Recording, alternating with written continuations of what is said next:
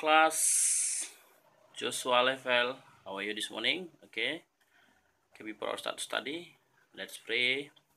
Lord Jesus, we say thank you for your blessing, for your kindness. Now we want to start our lesson. Please bless us so that we can understand. In the name of Jesus Christ, we pray to you. Amen. Ya, kita masuk dalam apakah pengertian Allah pencipta. Nah, dalam Yesaya 46 ayat 8-10 dikatakan Allah menciptakan seluruh alam semesta beserta isinya. Ya, kalau kita melihat di sini berarti bahwa Allah sendiri tidak diciptakan. Tentu semua yang Anda berhutang kepada keberadaannya kepada Allah pencipta. Karena memang dia adalah awal dan akhir. Nah, dia sudah ada dari sejak kekalan. Nah, Allah kita melampaui dan mendahului semua ciptaan dan yang berdaulat atas segala ciptaannya. Nah, kalau kita lihat dalam penjelasan dalam Yesaya ini, berarti Allah yang memulai, Allah yang melakukan segalanya. Ya, seperti yang dikatakan tadi, sebenarnya kita manusia berhutang kepada Allah. Kenapa? Itu karena kita sudah diciptakan.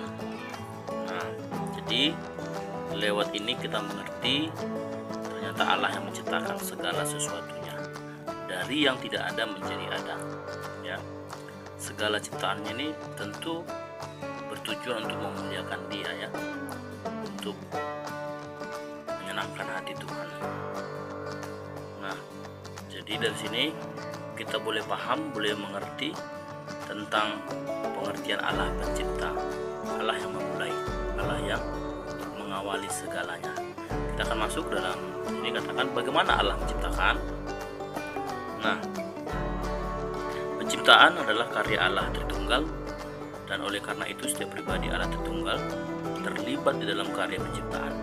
Maksudnya bagaimana? Maksudnya dalam ciptaan ini Allah Tritunggal ini terlibat, mereka bersama-sama. Kalau kita lihat dalam Kejadian 1 ayat 28 dikatakan sana, baiklah kita menjadikan. Nah, berbicara kita di situ menyatakan ketritunggalannya. Ada Allah Bapa, Allah Anak, dan Allah Roh Kudus. Nah, di sini juga kita lihat dalam Kejadian 1 ayat 1 dan 2, kemudian Yohanes 1 ayat 3, Kolose 1 ayat 16. Nanti boleh dibaca. Ini sebagai ayat-ayat pendukungnya, tentu memperjelas tentang penciptaan, begitu ya. Nanti kamu boleh buka Alkitabnya, boleh kamu baca. Bila perlu kamu beri tanda, ya. Oke. Kita masuk selanjutnya. Mengapa pengertian Allah pencipta itu penting?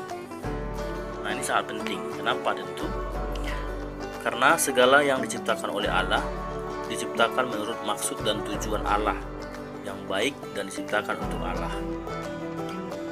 Jadi kita mengerti bahwa Allah menciptakan segala sesuatu berarti menerima bahwa Allah adalah yang maha kuasa, yang berdaulat di dalam segala sesuatu, sehingga tidak ada satupun yang terjadi secara kebetulan, tanpa arti dan tanpa tujuan. Maksudnya bagaimana? Ternyata segala sesuatu yang dijadikannya ada tujuannya, ada maksudnya, ada maksud untuk diciptakan.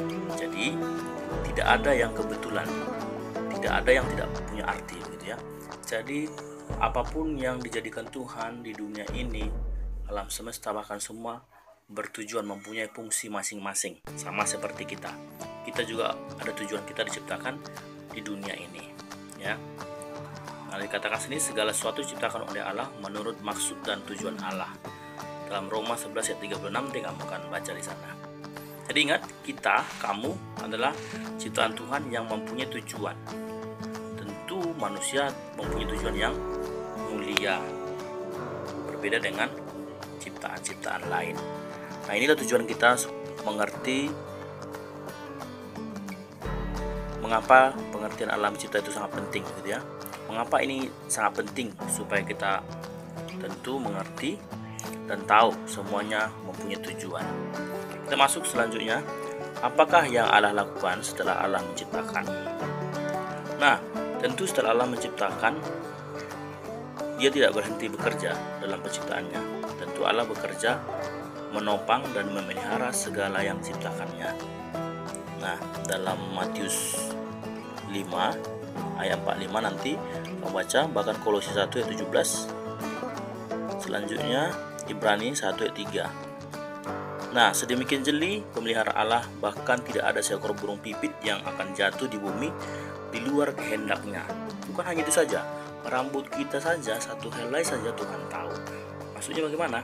Ya, ini berarti ketika Tuhan sudah ciptakan semua, Tuhan tidak biarkan begitu saja, tapi apa? Dia tetap menopang, tetap memelihara. Makanya sampai sekarang ciptaan Tuhan itu masih ada. Seperti kita lihat pohon, ada banyak manusia tebang pohon, tapi apa? Pohon masih bisa bertumbuh. Kenapa bisa bertumbuh? Karena memang itu adalah pemeliharaan Tuhan. Tuhan tetap menopang, begitu ya. Bahkan banyak sekali tumbuh-tumbuhan, manusia masih bisa berkembang biak, masih bisa berketurunan. Karena itu, karena Tuhan yang campur tangan, Tuhan yang menopang, Tuhan yang memelihara.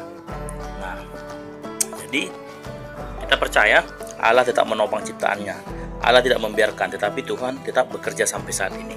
Ya.